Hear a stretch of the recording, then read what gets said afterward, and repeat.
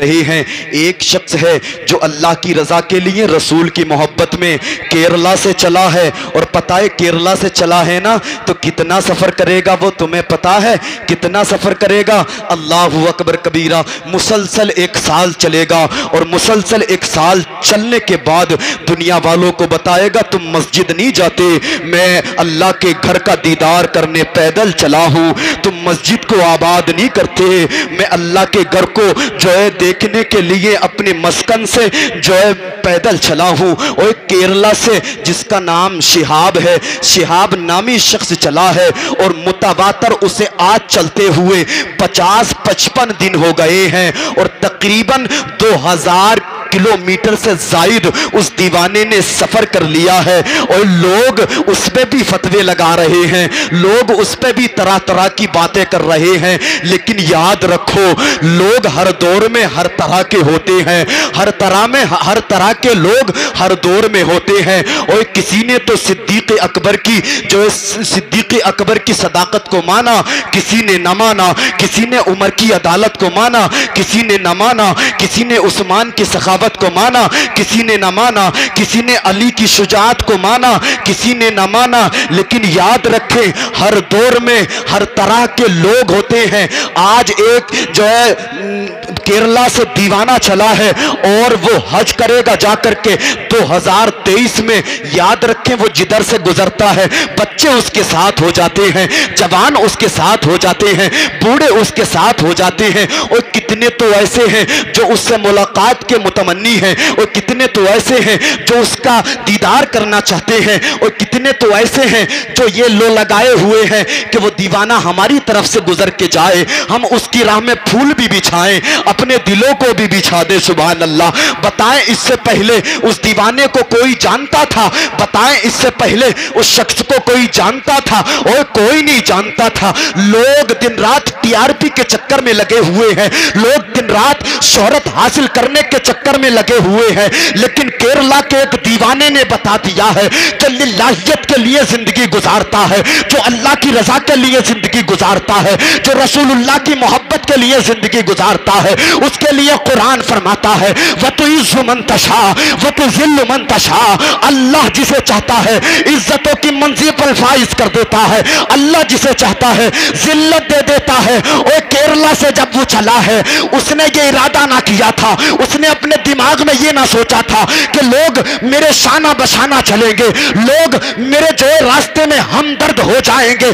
وہ بس للہیت کے لیے گھر سے چلا تھا، اللہ کی رحمت پر اس کی امید ٹکی ہوئی تھی، اللہ نے اسے ایسی مدد دی ہے، اللہ نے اسے ایسی TRP دی ہے، اللہ نے اسے ایسی شہرت دی ہے، جس جگہ سے گزرتا ہے لوگ ساتھ ہو جاتے ہیں، جس قبیلے سے گزرتا ہے لوگ ساتھ ہو جاتے ہیں، جس سڑک سے گزرتا ہے لوگ ساتھ ہو جاتے ہیں۔ اور لوگ ساتھ ہونے کی دلیل یہ ہے کہ اللہ راضی ہے، رسول اللہ راضی ہے۔ اور کتنے لوگ آئے ہیں اور آ کر کے TRP کے چکر میں یہ دنیا چھوڑ کر کے چلے گئے ہیں، لیکن دیوانے نے بتا دیا ہے جو کام اگر للہیت کے لیے کیا جائے اللہ اس کام کو دنیا میں بھی آباد رکھتا ہے، قیامت میں بھی اجر عطا فرمائے گا۔ اور تقریباً 55 دن اس دیوانے کو چلتے ہوئے ہو گئے ہیں، متواتر وہ سفر کر رہا ہے، سفر کرتا چلا جا رہا ہے، سفر طے کرتا چلا جا رہا ہے۔ اور اپنی جسم کی پرواہ نہیں ہے، اپنے پیروں کی اپنی طاقت کی پرواہ نہیں ہے، بلکہ اس نے یہ ٹھان لیا ہے کہ مجھے مکہ جانا ہے، مجھے سعودی عرب جانا ہے، مکہ کا طواف کرنا ہے، صفا مروہ کو دیکھنا ہے، مجھے جانا ہے، مدینے کا دیدار کرنا ہے۔ یاد رکھیں جب اس نے یہ جو ارادہ کیا تو اللہ نے جو اس کی مدد فرمائی ہے، اور ایسی مدد فرمائی ہے، ایسی مدد فرمائی ہے، لوگ روک روک کر کے کہتے ہیں آج ہمارے یہاں قیام کر لے، آج ہمارے یہاں قیام کر لے، آج ہمارے یہاں قیام کر لے۔ اور اس دیوانے کو شاسن اور پرشاسن سے کہنا پڑ رہا ہے کہ لوگ میرے آڑے آ رہے ہیں، آپ ان سے کہیں کہ یہ میرے راستے میں رکاوٹ نہ بنے، تاکہ میں بہت جلد مکہ پہنچ جاؤں، اور مکہ پہنچنے کے بعد میں مکے کا طواف کروں، مدینے کا دیدار کروں، اور میری زندگی کا مقصد پورا ہو جائے۔ اور یارو ایسا مقصد بناؤ، اپنی زندگی کا ایسا مقصد بناؤ جو مقصد دنیا والے دیکھیں، دیکھ کر کے کہیں کہ یار جب اس کے مقصد کا یہ عالم ہے تو اس کے کردار کا ہوگا. اور یاد رکھیں کردار کو جب دیکھیں تو یہ کہہ دیں کہ جب دیوانے کی پوزیشن کا یہ عالم ہے تو مصطفیٰ کی دیوانگی اور مصطفیٰ کی عزت کا عالم کیا ہوگا. یاد رکھیں کہ جو دیوانہ اللہ رسول کی راہ میں نکل جاتا ہے اللہ اس کی دنیا و آخرت میں مدد فرمایا کرتا ہے. نعرہ تکبیر، نعرہ رسالت، مسلک اعلیٰ حضرت حضور سید ناصر میاں صاحب قبلہ، علامہ مفتی محمد حماد رضوی صاحب قبلہ، شاعر اسلام محترم شان عرب صاحب قبلہ. نعرہ تکبیر، نعرہ رسالت، علامہ قاری اسرار الحق صاحب قبلہ. نعرہ تکبیر، نعرہ رسالت، مسلک اعلیٰ حضرت فیضان معظمی، فیضان معظمی حضور سید ناصر میاں صاحب قبلہ، خطیب ہندوستان علامہ مفتی محمد حماد رضوی صاحب قبلہ. نعرہ تکبیر. لڑکے جو ہیں وہ ایک صوفہ لے آئیں بہت جلد. ایک صوفہ رکھا ہوا اوپر رکھو، جلدی اوپر رکھو. آپ ادھر آ جائیں. ہلو بیٹھ جائیے، آپ بیٹھ جائیے، بس میں جو ختم کر رہا ہوں آپ میں کہیں بیٹھ جاؤں گا، کوئی بات نہیں. حضرت بیٹھ جائیں. بیٹھیے آپ بولو، بیٹھ کے چلیے.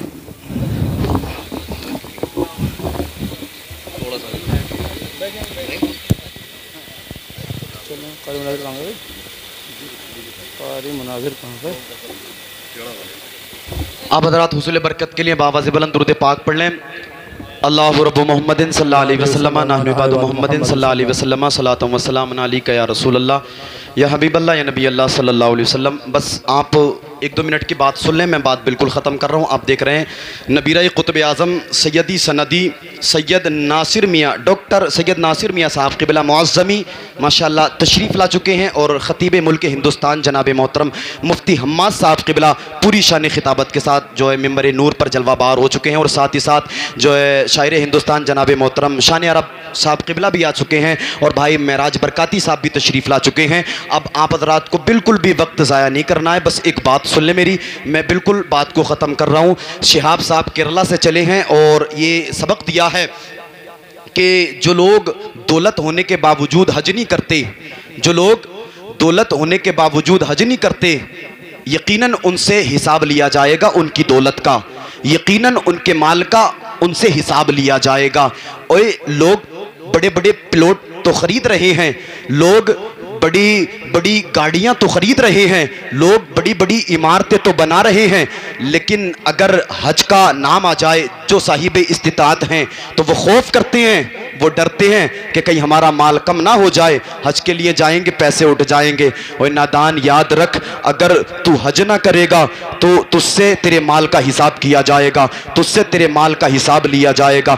یاد رکھ حضرت علی کرم اللہ وجہہ الکریم ارشاد فرماتے ہیں، آپ سے ایک حدیث مروی ہے، آپ ارشاد فرماتے ہیں مدینے والے آقا نے ارشاد فرمایا جو صاحب استطاعت ہونے کے باوجود حج نہ کرے تو اللہ اس سے اس کے مال کا حساب لے گا، اللہ اس سے اس کی دولت کا حساب لے گا. اور اندیشہ ہے کہیں وہ یہودی ہو کر کے مرے یا جو ہے عیسائی ہو کر کے مرے، تو یار ایسے مال سے کون سا فائدہ ہے جو ایمان چھیننے کی علامت بنے؟ ایسے مال سے کون سا فائدہ ہے جس مال کی وجہ سے ایمان چھین لیا جائے، ایمان ختم ہوتا ہوا چلا جائے؟ اور یاد رکھ اگر تو صاحب استطاعت ہے تو بڑے بڑے پلاٹ نہ خرید، پہلے حج کر. اور یاد رکھ اگر تو صاحب استطاعت ہے تو بڑی بڑی بلڈنگیں نہ بنا، پہلے حج کر. اور یاد رکھ اگر تو صاحب استطاعت ہے تو بڑی بڑی گاڑیاں نہ خرید، پہلے حج کر. کیونکہ مفتی صاحب بیٹھے ہیں اور سید صاحب بیٹھے ہیں اور قاری اسرار الحق صاحب بیٹھے ہیں،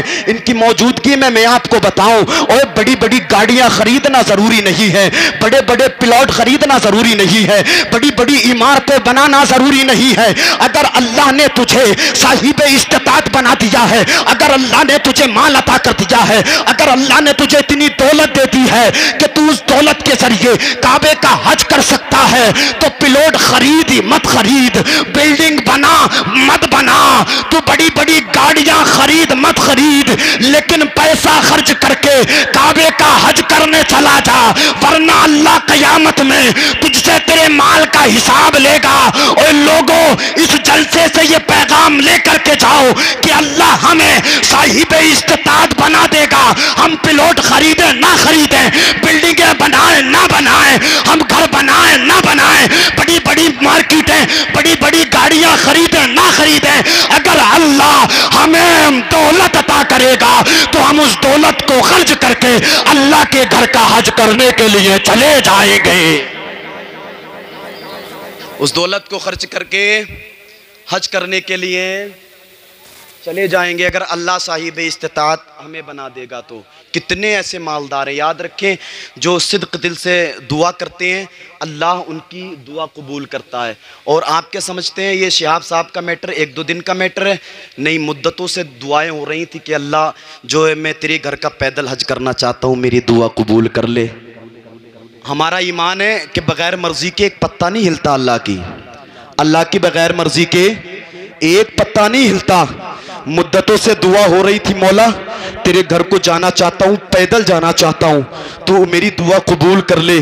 اور یاد رکھیں اس شہاب نامی شخص کی اللہ نے دعا قبول کر لی اور وہ کیرلا سے چلا، اور کیرلا سے چلنے کے بعد میں گجرات راجستھان کے راستے وہ پاکستان میں انٹر ہوگا، اور اس کے بعد جو ہے 1 2 3 ملکوں کے بعد میں سعودی عرب پہنچے گا، اور پہنچنے کے بعد میں وہاں جا کر کے حج کرے گا۔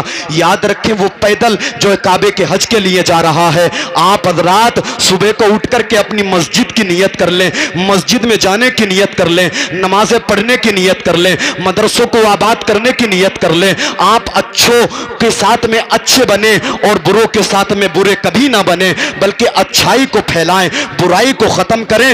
برائی کو ختم کرتے ہوئے دنیا والوں کو بتا دیں اسلام وہ مذہب ہے جو اچھائی کو پسند کرتا ہے، اسلام وہ مذہب ہے جو سچائی کو پسند کرتا ہے، اسلام وہ مذہب ہے جس کا جو یہ کہنا ہے کہ اگر بھوکا ہو تو کھانا کھلا دو، اگر پیاسا ہو تو پانی پلا دو، اگر ننگا ہو تو کپڑا پہنا دو۔ اسلام سب سے اچھا مذہب ہے، اسلام سب سے سچا مذہب ہے۔ یاد رکھیں اگر اللہ نے تمہیں اسلام میں پیدا کیا ہے، یاد رکھیں اگر اللہ نے تمہیں مسلمانوں کے گھر میں پیدا کیا ہے، یاد رکھیں اگر اللہ نے تمہیں غلام مصطفیٰ جو بنا کر کے پیدا کیا ہے، تو تم کسی یہودی کا کردار نہ اپناؤ، تم کسی عیسائی کا کردار نہ اپناؤ، بلکہ اپنے اندر صداقت کو پیدا کرو، اپنے اندر عدالت کو پیدا کرو، اپنے اندر سخاوت کو پیدا کرو، اپنے اندر شجاعت کو پیدا کرو، اور دنیا والوں کو بتا دو کہ زندگی نبی کے لیے ہے، بندگی خدا کی بندگی کے لیے ہے۔ جب تک جئیں گے اللہ رسول کی رضا کے ساتھ جئیں گے، جب تک جئیں گے اللہ رسول کی رضا کے ساتھ جئیں گے۔ میں نے آپ حضرات کے سامنے آیت کریمہ پڑھی تھی، وَأَمَّا بِنِعْمَةِ رَبِّكَ فَحَدِّثْ، اپنے رب کی نعمتوں کا خوب چرچا کریں۔ بتقاضۂ بشریت اگر میرے بولنے میں کوئی سبقت لسانی ہو گئی ہو، اللہ اپنے حبیب کے صدقے میں معاف فرمائے۔ آئیے